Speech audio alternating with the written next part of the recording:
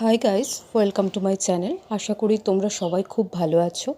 তো আজকে আমি একটা তোমাদের জন্য খুবই ইম্পর্টেন্ট একটা টপিকের উপরে কথা বলবো, যেটা আই থিঙ্ক আমি যখন তোমাদের অ্যাসাইনমেন্টটা নিয়ে ডিসকাস করেছিলাম সেই সময়ও আমি তোমাদেরকে জানিয়েছিলাম এটা, যে তোমরা অ্যাসাইনমেন্টটাকে কিন্তু খুব সিরিয়াসলি নেবে আর খুব ভালোভাবে রিপ্রেজেন্ট করবে অ্যান্সারগুলো। কারণ অ্যাসাইনমেন্টের নাম্বার কিন্তু ফার্স্ট সেমিস্টারে দেখা গেছে যে অনেক কম দিয়েছে, যে মানে ফার্স্ট সেমিস্টারের যে রেজাল্টটা বেরিয়েছে, তো সেখানে দেখা গেছে যে অনেক কম নম্বর দিয়েছে। ইনফ্যাক্ট কিছু কিছু ক্ষেত্রে আমি শুনলাম যেটা, যে একজনকে 1 পর্যন্ত দিয়েছে। মানে ভাবতে পারছো তো, 10-এর মধ্যে 1 নাম্বার দিচ্ছে ওরা ইউনিভার্সিটি থেকে।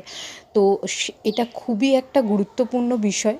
তো তোমরা এই জিনিসটাকে মাথায় রেখো আর চেষ্টা করো, যেটার জন্য আজকে ভিডিওটা বানানো, চেষ্টা করো যদি কারোর এখনও পর্যন্ত অ্যাসাইনমেন্ট জমা দেওয়া না হয়ে থাকে, বা এবারে যদি জমা দেওয়া হয়েও যায়, তো পরে নেক্সট যে সেকেন্ড সেমিস্টার, থার্ড সেমিস্টার এবং ফোর্থ সেমিস্টারে ইন্টারনাল অ্যাসেসমেন্টটা লেখার পর তোমরা সেই অ্যাসেসমেন্টটা পিডিএফ করে নিজের কাছে রেখে দিও।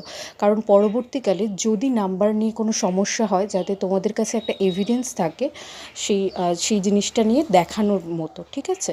তো এই জিনিসটাই বলার ছিল। অবশ্যই তোমরা এই জিনিসটাকে মাথায় রেখো, কারণ এটা সত্যি একটা খুব গুরুত্বপূর্ণ ইস্যু। প্রত্যেকটা স্টুডেন্টেরই এই জিনিসটা জানা দরকার। তো সেই জন্যই আজকে এই ভিডিওটা বানালাম। আশা করছি তোমাদের খুব হেল্পফুল হবে।